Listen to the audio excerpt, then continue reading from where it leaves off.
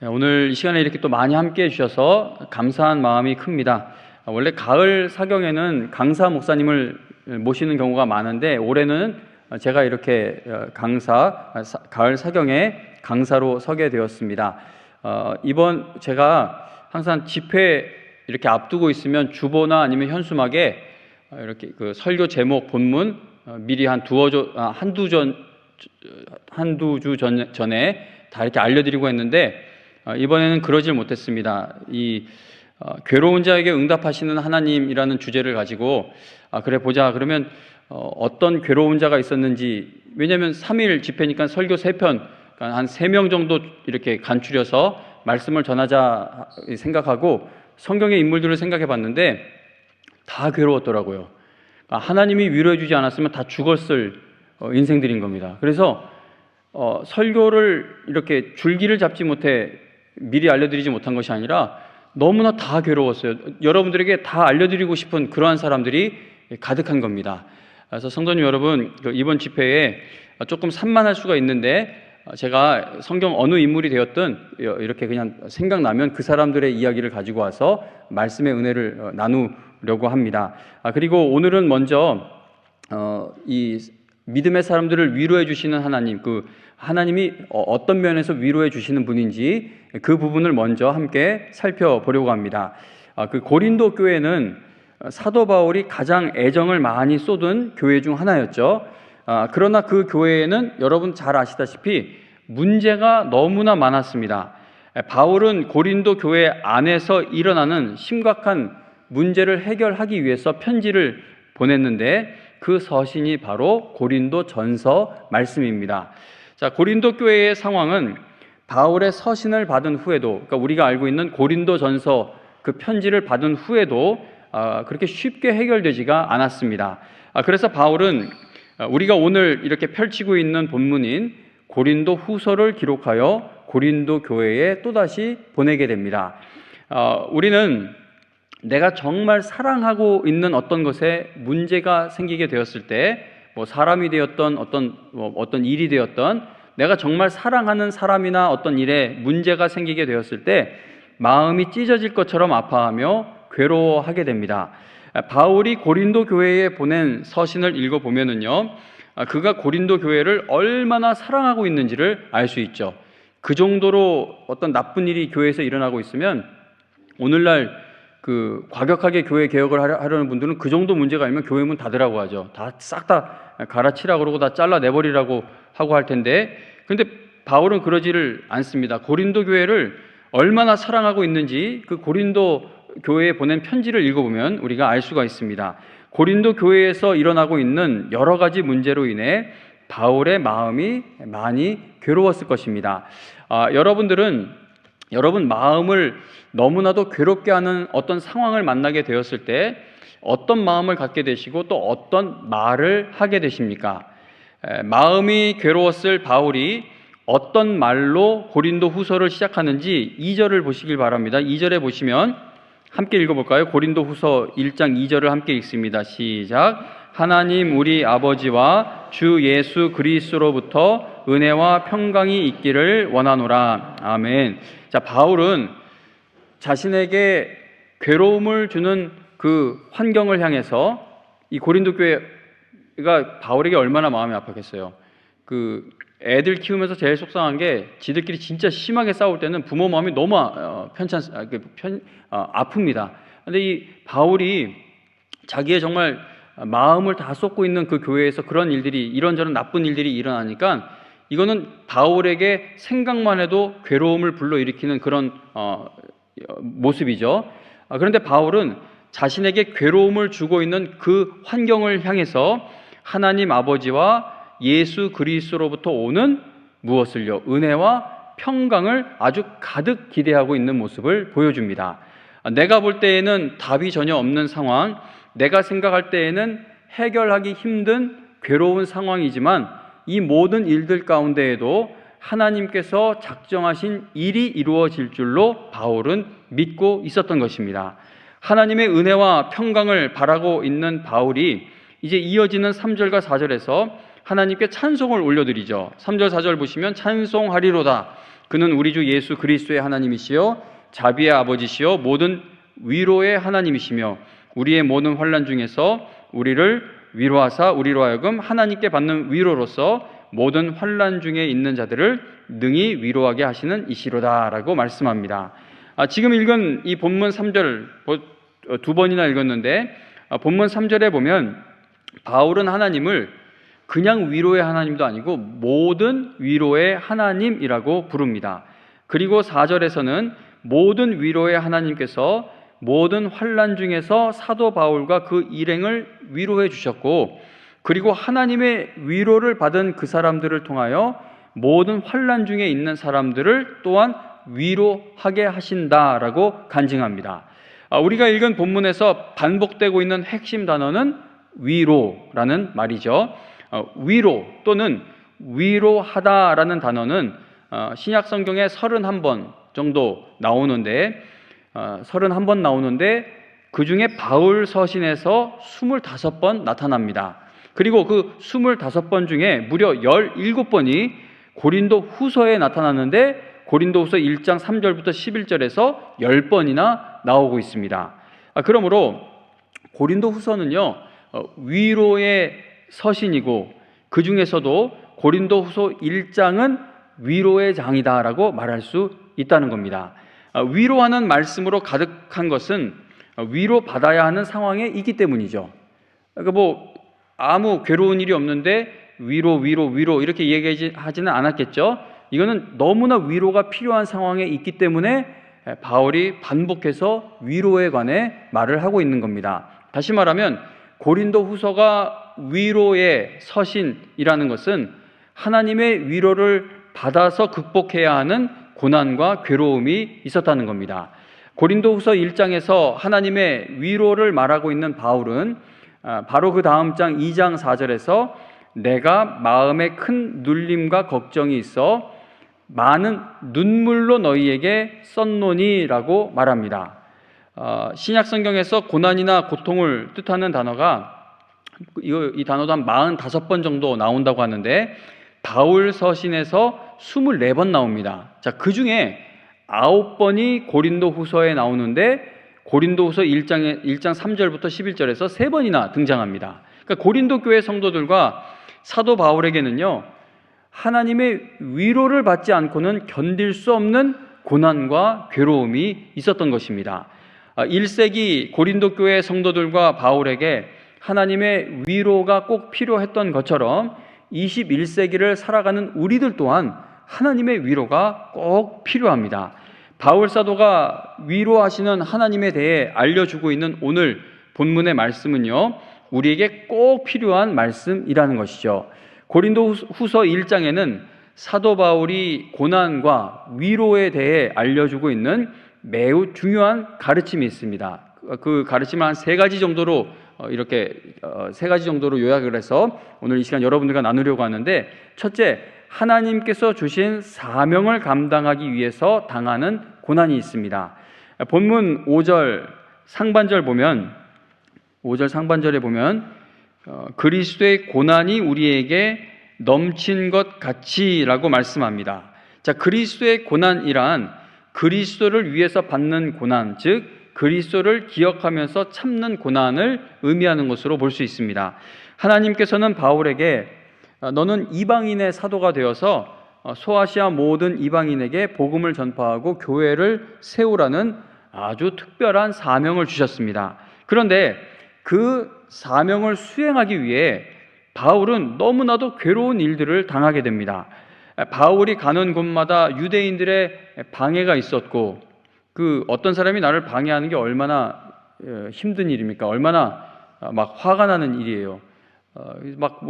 정치 뉴스 이런 거 보면 각 그 정치 견해에 따라 어떤 사람이 등장했을 때 그 막 다 반대하는 피켓을 들기도 하고, 이렇게 악수하자고 해도 쳐다도 안 보기도 하고, 근데 그게 아무것도 아닌 것 같아도 그 무시당하고 이렇게 계속 반대하는 사람을 만날 때 그 마음에 아주 많이 괴로울 것 같습니다. 그런데 바울이 가는 곳마다 유대인들의 방해를 받았고요, 그리고 너무나 많은 고난을 당하게 됩니다. 사도 바울은 고린도 후서 여러 곳에서 그가 당한 어려움들을 말합니다. 예를 하나 들자면 고린도후서 1장 8절 그리고 9절 상반절에 보시면은요, 8절부터 9절 상반절에 보시면, 형제들아 우리가 아시아에서 당한 환난을 너희가 모르기를 원하지 아니하노니 힘에 겹도록 심한 고난을 당하여 살 소망까지 끊어지고 우리는 우리 자신이 사형 선고를 받은 줄 알았다라고 말씀합니다. 바울은 자신이 당한 고난에 대해서 사형 선고를 받았던 것으로 생각을 했을 정도로 너무나 견디기 힘든 그러한 고난이었습니다. 그리고 고린도후서 11장 23절 이하에 보면은 바울은 자신이 당하는 고난과 괴로움을 아주 구체적으로 설명을 하죠. 여러분 잘 아시는 익숙한 내용인데, 고린도후서 11장 23절 하반절부터 27절 말씀까지 보면 여러분 잘 아시는 말씀이에요. 제가 읽어드릴게요. 11장 23절 하반절부터 27절까지 보면 바울이 이렇게 이야기하죠. 내가 수고를 넘치도록 하고 옥에 갇히기도 더 많이 하고 매도 수없이 맞고 여러 번 죽을 뻔하였으니 유대인들에게 40에서 하나 감한매를 5번 맞았으며 3번 태장으로 맞고 1번 돌로 맞고 3번 파선하고 1주야를 깊은 바다에서 지냈으며 여러 번 여행하면서 강의 위험과 강도의 위험과 동족의 위험과 이방인의 위험과 시내의 위험과 광야의 위험과 바다의 위험과 거짓 형제 중의 위험을 당하고 또 수고하며 애쓰고 여러 번 자지 못하고 줄이며 목마르고 여러 번 굶고 춥고 헐벗었노라. 아멘. 자, 바울이 당한 일들, 이거 하나하나 생각해 보면 정말 끔찍한 일들이죠. 그래서 제가 이런 말을 자주 합니다. 바울이 오늘날 선교사였다면은 어떤 보험회사에서도 바울을 받아주지 않았을 것이다 라고 생각됩니다. 이 정도면 모든 가는 데마다 재앙을 일으키는 것 같은 사람이죠. 가는 곳마다 되는 일이 없는 것 같고 가는 곳마다 죽을 고비를 넘기게 됩니다. 이 얼마나 괴로웠겠습니까? 우리 일 한 2-3가지만 안 풀려도 죽을 것 같잖아요. 일 한 2-3가지가 뭐예요? 하나만 나를 괴롭혀도 정말 힘든데 바울이 당한 이 일들을 보면은 얼마나 괴로웠겠어요. 바울이 이 끔찍한 고난을 연속해서 당했던 이유는 무엇이었습니까? 그가 하나님이 주신 사명을 감당하는 길로 가고 있었기 때문이었습니다. 자, 만일 바울이 하나님이 주신 사명을 애초에 받지 않았다면, 아니면 주신 사명을 거부했다면 지금 읽은 말씀에 기록된 것과 같은 이 고난 당하지 않고 편하게 살 수 있었을지도 모릅니다. 자, 물론 예수님 믿지 않아도 이 세상을 살아가면서 괴로운 일들을 겪지 않는 사람은 없습니다. 우리 이 하나님을 믿는 사람이든 믿지 않는 사람들이든 다 괴로운 일들을 당하면서 살죠. 그러나 바울은 분명히 예수님을 믿기 때문에 당하는 괴로운 일들이 많았다는 겁니다. 최인필 목사님이나 김경수 목사님과 같은 분들이 지금 겪고 있는 어려움은요, 하나님이 주신 사명을 감당하기 위해서 겪고 있는 고난입니다. 교회에서 직분을 감당하기 위해서 또는 헌신하기 위해 겪는 고난도요, 하나님이 주신 사명을 감당하기 위해 겪는 어려움들이죠. 그래서 직분 받기 전에는 시험에 들지 않던 분들이 오히려 직분 받고 시험에 드는 경우가 있습니다. 왜냐하면 사명을 받으면 사명을 감당하기 위해서는 참 어려운 일들, 극복해야 하는, 견뎌야 하는 그러한 괴로운 일들이 있기 때문입니다. 가정과 일터에서 여러분 신앙의 양심을 지키기 위해 애쓰고 계시고, 그리고 하나님께서 바라시는 성품으로 살아가기 위해서 힘쓰는 것 또한 하나님이 주신 사명을 감당하기 위해 겪는 괴로움이다라고 말할 수 있습니다. 교회에서 직분을 감당하느라 겪는 괴로움, 바울처럼 선교 사역과 교회를 세우는 일에 헌신하느라 겪는 괴로움과 같은 그러한 고난만 하나님이 위로해 주시는 것이 아닙니다. 하나님은 여러분들이 믿음으로 살아가기 위해 애쓰며 수고하는 모든 괴로움을 성도의 사명을 감당하고 있는 모습으로 보시며 긍휼히 여기신다는 것이죠. 시어머니하고 갈등이 생겼어요. 예수님 믿지 않으면 뭐 저런 인간이 다 있어 하고 이게 뭐 손절, 어떻게 시어머니 손절하냐고 그러는데 요즘 뭐 그런 일들도 많더라고요. 그런데 우리는 예수님을 믿기 때문에 이 어려움, 억울함도 당하고 이런저런 어려움 중에서 내가 어떻게 하나님이 바라시는 이 성령의 열매의 성품으로 이 어려움 가운데에도 어떻게 나한테 나쁘게 대하는 사람이 있는데 나는 악을 악으로 갚지 않고 선으로 이길 수 있는가? 이런 주님의 말씀대로 살기 위해 당하는 모든 괴로움, 고난을 하나님이 보고 계시고 하나님이 위로해 주실 괴로움이라는 겁니다. 사도 바울은 우리가 사명을 감당하기 위해 겪는 고난이 있다라는 사실을 본문에서 알려주고 있고, 그리고 둘째, 바울은 고난당하는 신자를 하나님이 반드시 위로해 주신다라는 사실을 고린도 후서 1장에서 말씀합니다. 1장 5절 말씀을 함께 읽어보겠습니다. 같은 말씀을 반복해서 읽어도 우리 계속 한번 볼 텐데요. 고린도 후서 1장 5절 말씀을 함께 읽습니다. 시작. 그리스도의 고난이 우리에게 넘친 것 같이 우리가 받는 위로도 그리스도로 말미암아 넘치는도다. 아멘. 성도의 삶에는 고난만 주어지는 것이 아니라 그 고난을 이겨낼 수 있는 그리스도의 위로도 함께 주어진다라는 사실을 바울은 말씀합니다. 바울은 하나님께서 그 고난을 이기는 위로를 주신다는 것을 알고 믿었습니다. 그래서 10절에 가서 보면 바울은 그가 이같이 큰 사망에서 우리를 건지셨고 또 건지실 것이며 이후에도 건지시기를 그에게 바라노라 라고 말씀합니다. 지금 읽어드린 이 10절 본문에 보면은 바울은 하나님께서 은혜 베풀어 주실 것에 모든 소망을 두고 있었던 것입니다. 이 10절 말씀을 다시 한 번 더 생각해 보시기 바랍니다. 자, 바울이 받은 위로는 누구로부터 온 것이었습니까? 그리고 바울이 앞으로 받게 될 위로는 누구로부터 오게 될 위로입니까? 10절에 보면 이 모든 위로가 하나님께서 주시는 위로인 것을 알 수 있습니다. 바울은 자신이 큰 어려움을 겪고 있으니 나를 좀 위로해 달라고 이 편지를 쓴 것이 아닙니다. 바울이 너무 형편이 어려워서 죽겠어서 근데 니들까지 내 속을 썩이고 있구나. 좀 나 좀 살자.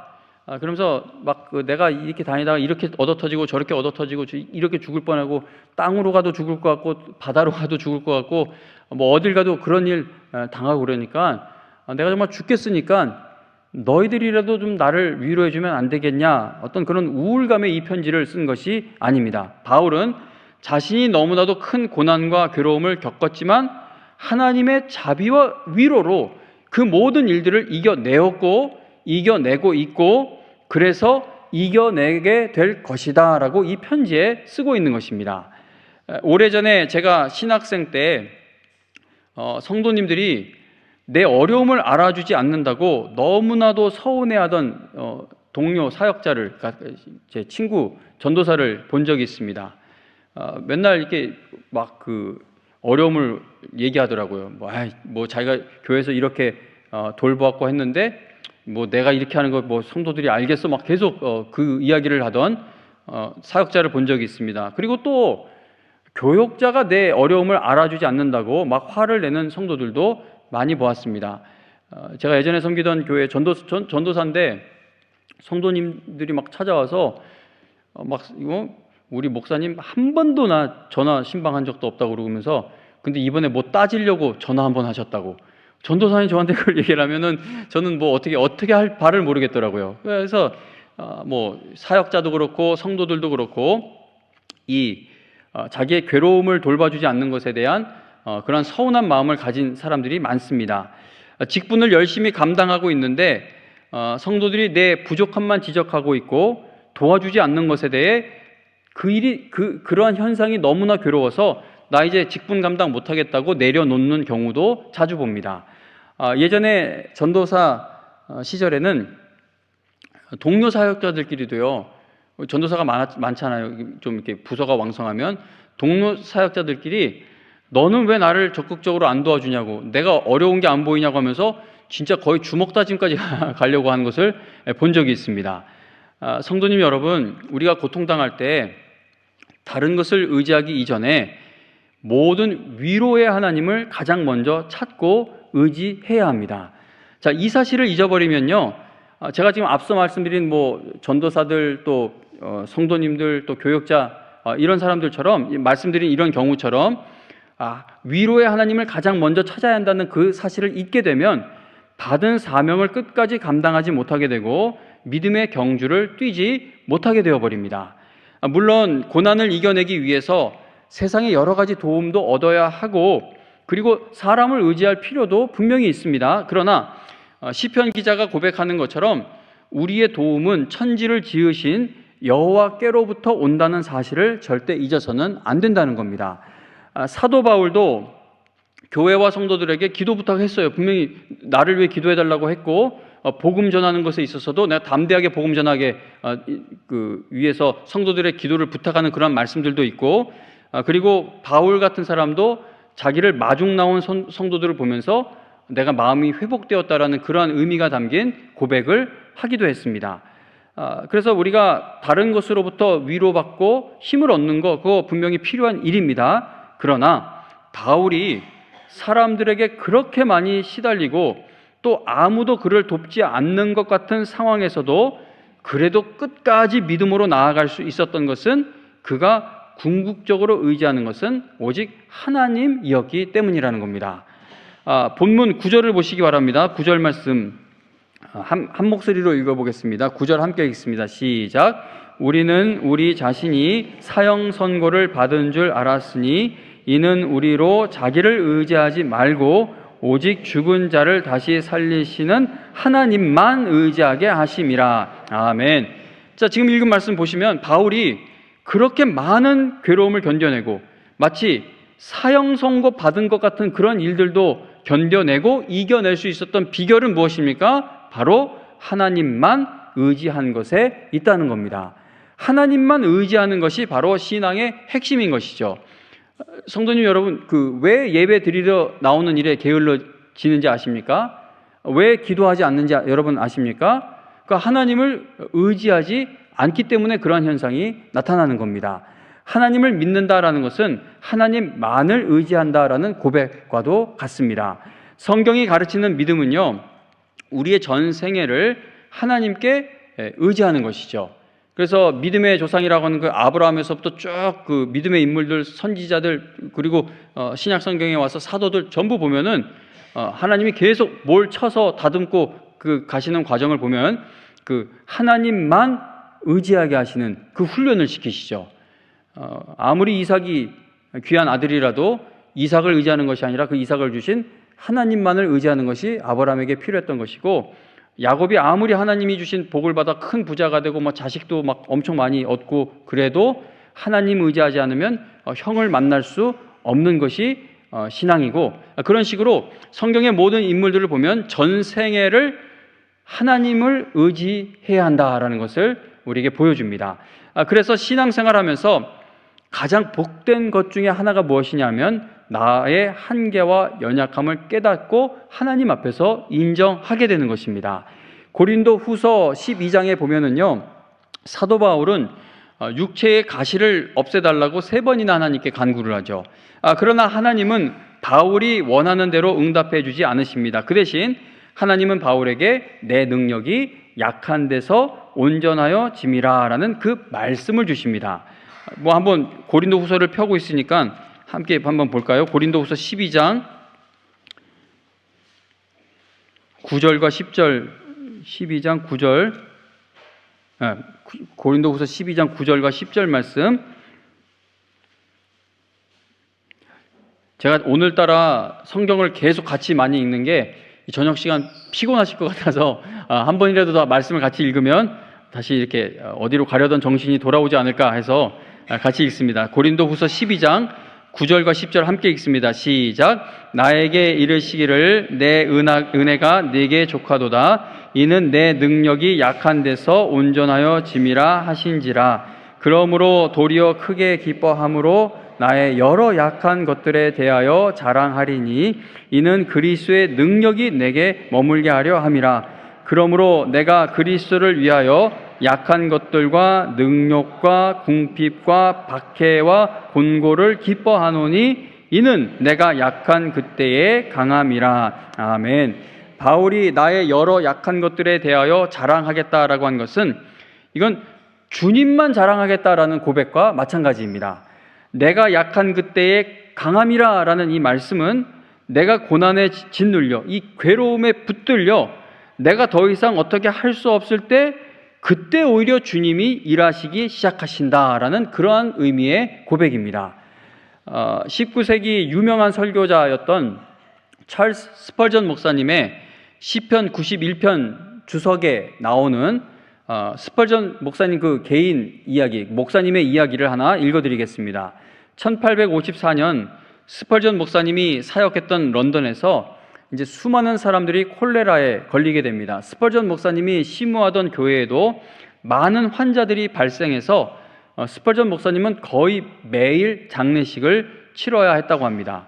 너무나도 슬픈 일을 견뎌야 하는 그 날들이 계속 이어지자 스펄전 목사님도 점차 약해지기 시작해서 더 이상 이 아픈 사람들을 신방하기가 싫어지게 됩니다. 스펄전 목사님이 몸도 마음도 너무나 지치고 이제 괴로움에 빠지게 된 것이죠. 그의 목사님의 친구들마저도 한두 명씩 쓰러져 가자 스펄전 목사님은 그 괴로운 상황을 더 이상 견딜 수가 없게 됩니다. 한 번은 스펄전 목사님이 비통한 심정으로 장례식을 치르고 돌아오던 중이었는데 길에 있는 한 구두 수선공의 창문에 이제 구두 닦고 고치는 그 가게 창문에 종이가 붙어 있는 것을 발견했습니다. 목사님은 이제 호기심에 이끌려서 저기 무슨 글이 적혀 있나 보려고 가까이 가보니까 시편 91편 9절과 10절 말씀이 아주 짙은 글씨로 적혀 있었습니다. 네가 말하기를 여호와는 나의 피난처시라 하고 지존자를 너의 거처로 삼았으므로 화가 너에게 미치지 못하며 재앙이 네 장막에 가까이 오지 못하리니. 아멘.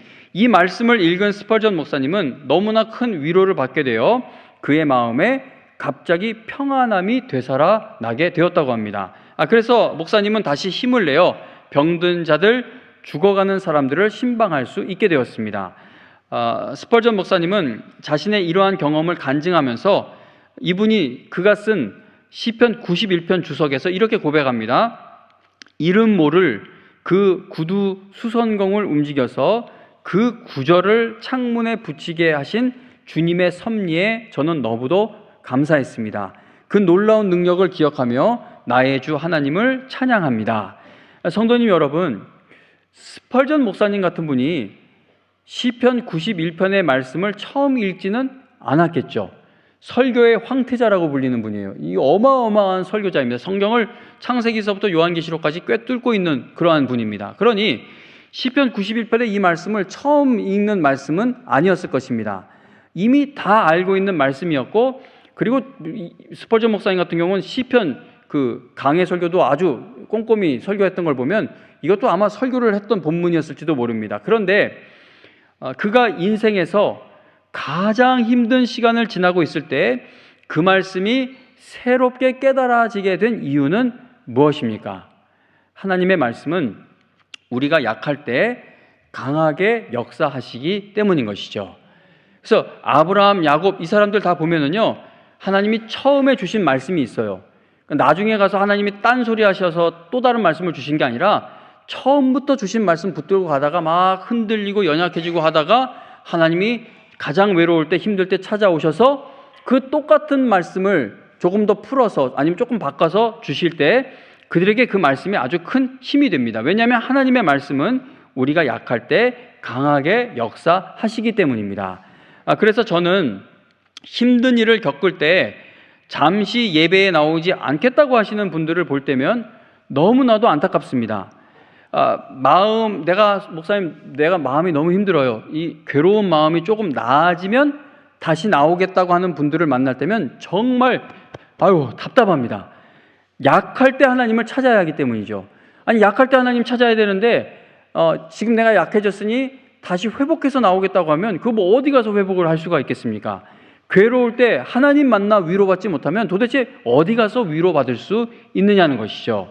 고린도후서 1장에서 사도 바울은 우리가 사명을 감당하기 위해서 겪는 고난이 있다는 사실을 알려주고 있고, 그리고 둘째, 우리가 고난당할 때 하나님이 반드시 위로해 주신다는 사실을 말씀합니다. 셋째, 고난 중에 하나님의 위로를 크게 경험한 사람은 하나님의 위로를 전달하는 일에 쓰임받는다고 바울은 말씀합니다. 고린도후서 1장 6절 다시 가서요. 오늘 본문 고린도후서 1장 6절 말씀 우리 한 목소리로 읽어보겠습니다. 고린도후서 1장 6절 함께 읽습니다. 시작. 우리가 환난 당하는 것도 너희가 위로와 구원을 받게 하려는 것이요 우리가 위로를 받는 것도 너희가 위로를 받게 하려는 것이니 이 위로가 너희 속에 역사하여 우리가 받는 것 같은 고난을 너희도 견디게 하느니라. 아멘. 자, 지금 읽은 이 말씀은 정말 놀라운 말씀입니다. 바울은 그리스도께서 주신 사명을 이루기 위하여 아주 많은 고난을 당한 사람이죠. 하나님께서는 고난당하며 괴로워하는 바울을 계속 위로해 주셨습니다. 바울은 하나님께서 위로해 주시는 은혜로 새 힘을 공급받아 고난을 이겨 나갈 수 있게 됩니다. 그런데 우리가 지금 방금 읽은 이 본문을 보시면은요, 고난당하는 바울이 하나님의 놀라운 위로해 주시는 은혜를 체험하게 되었을 때 그가 어떻게 됩니까? 그가 다른 성도들을 위로해 주는 일에 쓰임받게 되었다는 겁니다. 7절에 보시면 너희를 위한 우리의 소망이 견고함은 너희가 고난에 참여하는 자가 된 것 같이 위로에도 그러할 줄을 알미라 라고 말씀합니다. 바울은 자신이 경험한 이 신앙의 원리가 고난에다가 하나님의 위로하심이 더해지면 다른 성도들을 위로하게 된다라는 이 신앙의 원리가 고린도 교회 성도들을 통해서도 나타나게 될 것을 확신하고 있었던 겁니다.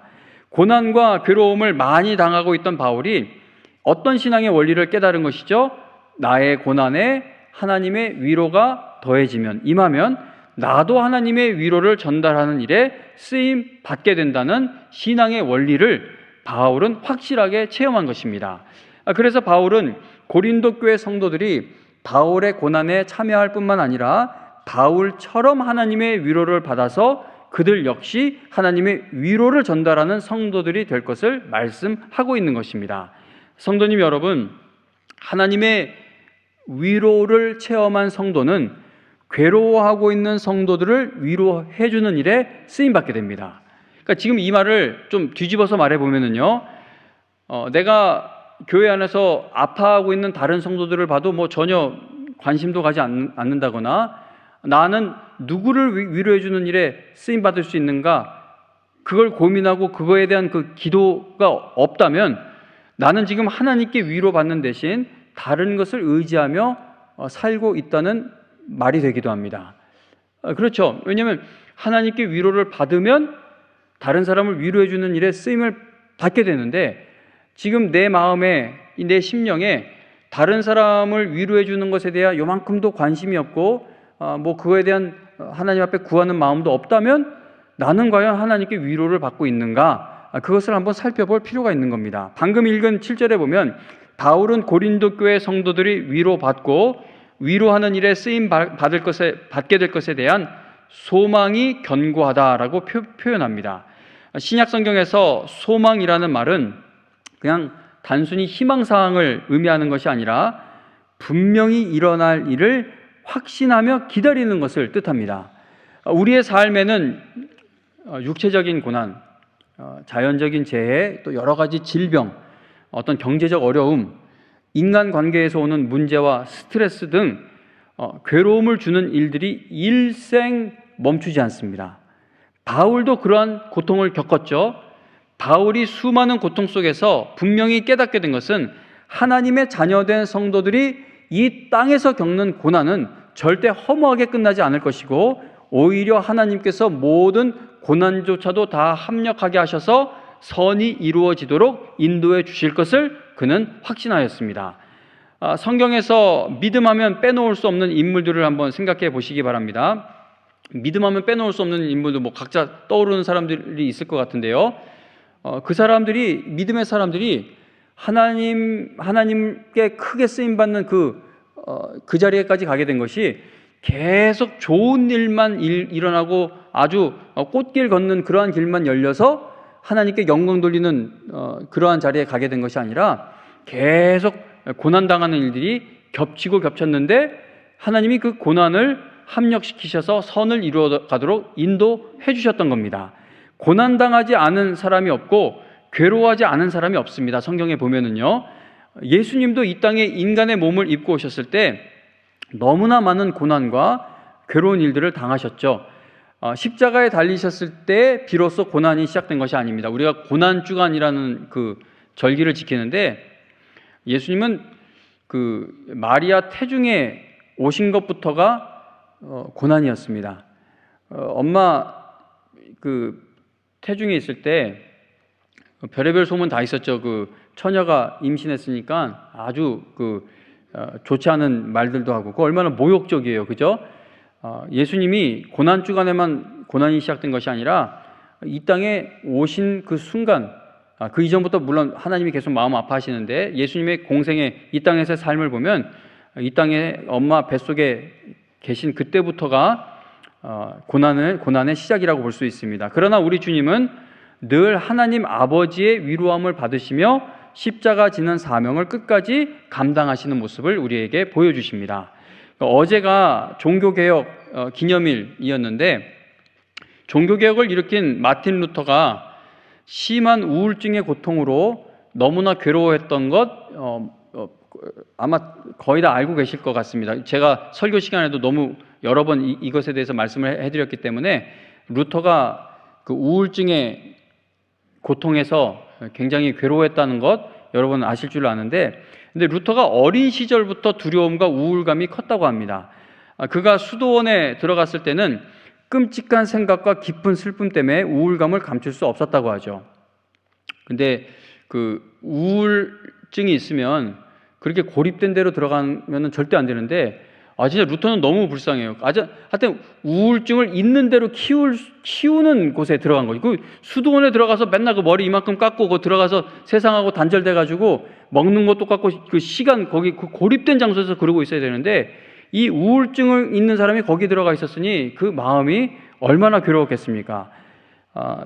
루터가 그런 우울증에 아주 오늘은 시간이 많이 갔으니까 루터에 대해서 내일이나 내일 모레나 혹시 기회가 되면 조금 더 말씀을 드리겠습니다. 그 결혼한 후에도 사랑하는 딸이 죽고 나서 우울증이 있는 데다가 딸까지 잃었을 때 그가 죽을 때까지 평생 그 딸을 그리워하면서 슬퍼하기도 했습니다. 그러니까 천국 소망이 없었다는 게 아니라 분명히 있는데 그 슬픔 때문에 괴로워하기도 하고, 또 건강도 굉장히 좋지 않았어요. 오늘날 같았으면 응급실 자주 갔을 사람이 루터가 아닌가 생각이 되는데, 뭐 루터, 스펄전 이런 분들이요, 오늘날 왔으면 정신과 약 아마 처방받았을 겁니다. 그 정도로 다들 좋지 않았는데, 스펄전 목사님도 마찬가지죠. 스펄전 목사님에 대해서 이렇게 그분의 생애를 연구한 사람들에 의하면요, 스펄전 목사님은 빅토리아 시대의 가장 유명한 설교자였지만 심한 우울증 때문에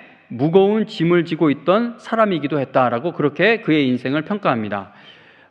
이분이요, 자꾸 그 추락하는 그런 기분 탓에 자기 자신을 죄수라고 일컫기도 했고, 또 슬픔에 사로잡힐 때가 많았고, 그리고 이유도 모르는 눈물을 자꾸 흘리고는 했다고 합니다. 믿어지지가 않아요. 오늘날의 스펄전 목사님 그 설교집 읽어보면 어마어마합니다. 근데 그러한 위대한 설교자들의 황태자라고 불리는 사람이 우울증이 오면 이런 구석에 가서 자기도 영문도 모른 채 그냥 울고 앉아 있었던 것이죠.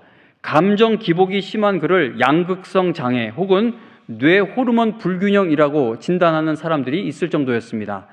스펄전을 치료했던 의사들은요, 그가 그 교회 성도들의 영혼을 돌보고 또 유익한 설교 말씀을 준비해야 한다는 그 압박감이 너무 심해서 우울증을 일으켰다라는 그러한 진단을 하기도 했다고 합니다. 스펄전 목사님은 증세가 아주 심할 때는 설교하는 것을 앞두고도 자제력을 잃고 괴로워하면서 강단에 올라가고 내려오는 일도 있었다고 합니다. 게다가 그는 자신이 섬기던 사람들로부터 비판받거나 버림받게 되었을 때는 아주 극심한 고통을 느꼈습니다. 어떤 신문에서 스펄전 목사님을 가리켜 스펄전은 마치 로켓처럼 치솟았다가 오래되지 않아 막대기처럼 떨어지는 사람이다 라고 묘사했는데, 스펄전 목사님은 이 말에 큰 굴욕감을 겪었다고 합니다.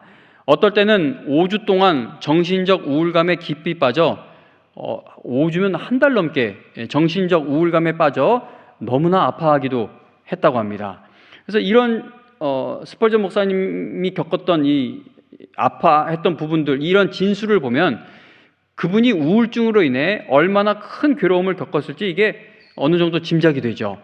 스펄전 목사님 사모님은 음산한 날씨가 스펄전 목사님을 우울하게 한다라는 말을 하기도 했습니다.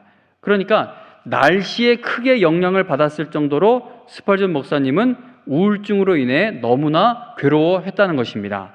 그리고 상쾌한 날씨가 지속되면 관절염과 또 우울한 기분이 잠시 사라지는 것도 느꼈다고 합니다. 성도님 여러분, 이런 사람들뿐만 아니라 뭐 아브라함, 야곱, 욥, 모세, 엘리야, 예레미야, 요나, 다니엘 다 그랬죠. 얼마나 그들이 괴로워했습니까? 그러니까 성경에서 괴로워했다고 표현한 인물들도 있고 없는 인물들도 있는데, 예를 들어 그 아브라함 같은 경우는 아무리 자기가 하나님의 방법에서 벗어나 낳은 아들이 이스마엘이라고 하더라도 하나님이 그 첫째 아들을 내보내라고 하셨을 때 아브라함이 얼마나 괴로웠을까? 그러니까 성경에 전혀 그런 표현이 없지만 그것도 뭐 잔뜩 챙겨서 내보내는 것도 아니에요. 하나님이 돌보실 것을 믿고 그냥 조금 챙겨서 내보내는데 그때 아브라함의 그 감정이 어땠을까? 뭐 야곱 같은 경우도 막 감정의 기복이 왔다 갔다 했죠. 욥은 뭐 말할 것도, 욥이야말로 사람들이, 정신과 의사들이 봤을 때 우울증 증세를 나타냈던 사람으로 보이고, 모세도 마찬가지죠. 일단 나 죽여달라고 하는 거는 우울증에 들어가는 걸로 볼 수가 있어요. 엘리야 뭐 말할 것도 없습니다. 예레미야 태어난 날을 후회했나요? 선지자들 중에 태어난 날을 후회하기도 하고, 요나 막 감정이 왔다 갔다 합니다. 다니엘 기도하다가 하나님이 보여주시는 그 일들을 보고 후들후들 떨려서 주저앉아서 일어나지도 못했죠. 그리고 오늘 이 아주 우리가 존경하는 신약성경 대부분을 기록한 바울도 우울증 증세가 있었다라고 보는 학자들이 많습니다. 자, 성도님 여러분, 그러나 괴로워하는 그들은 모두 하나님께서 위로해 주시는 은혜로 믿음의 경주를 완주했다는 겁니다. 루터 그 우울증을 겪는데 루터를 통해 교회가 새롭게 될 수 있었던 것이죠. 스펄전 목사님을 통해 정말 셀 수 없이 많은 사람들이 위로를 받았고, 그분의 설교집은 오늘날까지 많은 사람들에게 큰 위로가 되고 있습니다. 그러니까 성경과 또 역사는요, 교회와 성도가 고난에 쓰러지지 않는다라는 사실을 보여줍니다. 그러니까 교회와 성도는 오히려 고난을 딛고 일어선다는 사실을 보여준다는 것이죠. 로마서 5장 3절과 4절에 보면은 우리는 또한 환난 가운데서도 기뻐합니다. 이는 환난은 인내를, 인내는 연단을, 연단은 소망을 이루는 줄로 알기 때문입니다 라고 고백합니다. 사랑하는 성도님 여러분, 여러분들도 바울처럼 하나님은 우리가 당하는 고난과 괴로움에 대해 분명한 계획을 가지고 계신다라는 사실을 믿으실 수 있기를 바랍니다. 하나님은 언제나 고난과 괴로움을 이겨낼 수 있는 위로를 주십니다. 제가 지금 앞서 말씀드린 성경의 여러 인물들 또는 루터나 스펄전 목사님이 너무나 괴로워했던 그 이야기를 한 번 더 생각해 보시기 바랍니다. 그들을 괴롭히는 그 일 자체는 없어지지 않았어요. 루터도 평생 아프다가 결국 그 지병이 악화돼서 죽죠. 스펄전 목사님도 그가 겪는 우울증이나 이런 게 나아지지 않았습니다. 그냥 그 아픈 게 더 나중에 심각해지기도 하고, 그 샘물과 같은 보혈은 임마누엘 필요다 찬송 지은 카우퍼도 평생 우울증 앓다가 나중에는 예수님을 믿는다는 그 고백조차도 할 수 없는 상태에 이르게 되었죠. 하나님께서 이 사람들의 그 어떤 괴로워하는 그 부분 자체는 옮겨주지 않으셨습니다. 그들을 괴롭히는 일 자체가 없어지지 않았다는 것이죠. 그러나 그들이 하나님께서 위로해 주시는 그 은혜를 계속 입게 되었을 때 믿음의 사람들은 고난과 괴로움 당하는 중에도 하나님을 찬양하며 이겨 나아가게 되었다는 겁니다. 고난 가운데 계십니까? 낙심하는 것으로 여러분들의 고난을 끝내지 마시기를 바랍니다. 여러분들을 반드시 위로해 주시기 위해 지금도 기다리고 계시는 하나님을 만나셔야 합니다. 성도님 여러분, 만일 하나님께서 여러분들을 위로해 주지 않으실 거였으면 예수님은 뭐하러 십자가에서 우리의 모든 죄를 다 짊어지시고 하나님께 버림받는 그 끔찍한 고통을 당하며 죽으신 것입니까? 하나님이 여러분들의 괴로움을 외면하실 거였으면 이거 무슨 소용이 있냐는 것이죠. 예수님이 십자가에서 그 고난당하신 것은 여러분들을 영원토록 위로해 주시기 위해서인 겁니다.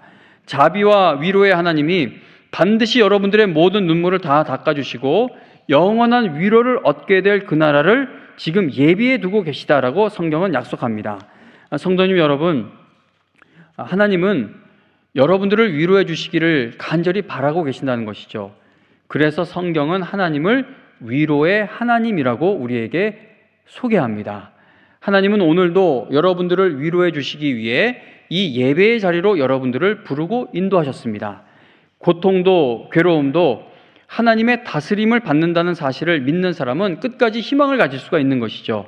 고통 속에서도 우리의 삶을 절대 놓지 않으시는 주님의 위로와 그분의 크신 능력이 여러분과 함께하고 계신다는 것을 믿으실 수 있길 바랍니다. 성도님 여러분, 오늘 여기서 마치고 내일 또 계속 이어갈 텐데요.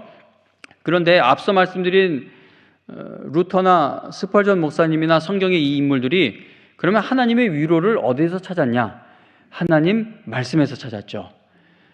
루터 예전에 대학교 다닐 때 제가 다니던 대학에서 루터가 이제 교황 앞에 서기 전에 밤새도록 고민하는 걸 이렇게 독백을 하고 하는 그걸 이렇게 연극으로 이렇게 보여줬던 것이 있는데 정말 처참하더라고요. 왔다 갔다 해요. 도저히 교황 앞에 설 자신이 없으니까. 근데 루터는 하나님이 자기로 하여금 깨닫게 해주신 그 말씀을 붙든 것이죠. 그리고 스펄전 목사님도 하나님의 말씀을 계속 전한 걸 보면 그가 그 괴로움 중에도 하나님의 말씀에 굳건히 붙들려 있었다는 것을 우리가 보게 됩니다. 야곱이 그렇게 괴로워하고 미칠 것처럼 막 하는 그런 어려운 상황에서도 그가 만난 하나님이 주신 그 약속만큼은 끝까지 붙들고 있었던 것을 우리가 보게 되고, 요셉도 그 많은 일들을 당하는데 하나님이 주신 꿈, 오늘날로 표현하자면 하나님이 주신 그 말씀을 붙들고 있었기 때문에 최악의 상황에서도 정말 울 수밖에 없는 상황에서도 그의 믿음을 지킬 수 있었던 것입니다. 성도님 여러분, 오늘날에도 똑같습니다. 똑같아요. 어떤 신비한 체험을 바라고 구하시길 바랍니다. 근데 저 같은 경우는 저는 이 우울감이 오는 게 굉장히 예전에 유치부 설교할 때부터 하여튼 설교 시작하면서부터 감히 스펄전 목사님 같은 분하고는 비교하기가 너무 창피스럽지만 말씀을 정말 뜨겁게 전한 날 오히려 더 어디로 숨어버리고 싶고 아무도 그냥 오지 말라고 그러고 혼자 이불을 뒤집어 쓰고 있을 때도 있고, 다음 주에는 내가 설교를 못 설 것 같다라는 그러한 패배감에 사로잡힐 때도 있었습니다. 그런데 제가 예전에는 이러한 걸 얘기를 꺼내면 목사님들이 기도 안 해서 그래, 하여튼 이런저런 어떤 제 믿음 탓으로 막 돌리면 저 막 어떻게든 해보려고 막 소리 바락바락 지르면서 기도하다가 하나님 방언이라도 터지게 해주시고 별의별 걸 다 구하는데 안 돼요.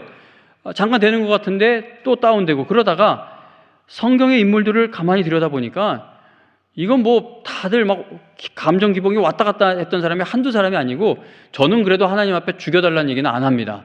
근데 이 성경에 보면 죽여달라고 했던 인물들이 한둘이 아니고 스펄전 목사님, 루터, 이런 데이빗 브레이너드 이런 사람들 보면은요, 성경을 작곡한 이 사람들 보면 말할 수 없는 감정 기복과 그 괴로움에서 허우적거릴 때가 많은데, 그런데 이 모든 사람들을 보면 평생 붙들고 가는 하나님의 말씀이 있었다는 겁니다. 그래서 성도님 여러분, 오늘 이 예배에 나와서 여러분들을 괴롭히는 그 문제가 해결될 거냐 사라질 거냐, 그건 해결되고 사라지기를 위해 기도합니다. 그러나 그렇게 되지 않을 가능성도 분명히 있고 또 높습니다. 그러나 성도님 여러분, 그 일이 어떠하든 간에 말씀에 위로받으면 또다시 그 문제를 향해 담대히 발걸음을 옮길 수 있게 된다는 겁니다. 그래서 오늘 이 시간에도 하나님 앞에, 하나님, 바울을 위로해 주신 것처럼 나도 하나님 말씀 붙들고 엎드리니 나도 바울처럼 하나님 위로해 주셔서 정말 다시 한 번 더 힘을 낼 수 있기를 바랍니다. 이렇게 나아가자는 것이죠. 여러분 모두 모든 위로의 하나님을 날마다 만나는 성도들이 되어서 상처 가득한 이 세상에서 하나님의 놀라운 위로를 전달하는 일에 쓰임받게 되시기를 주님의 이름으로 축원합니다.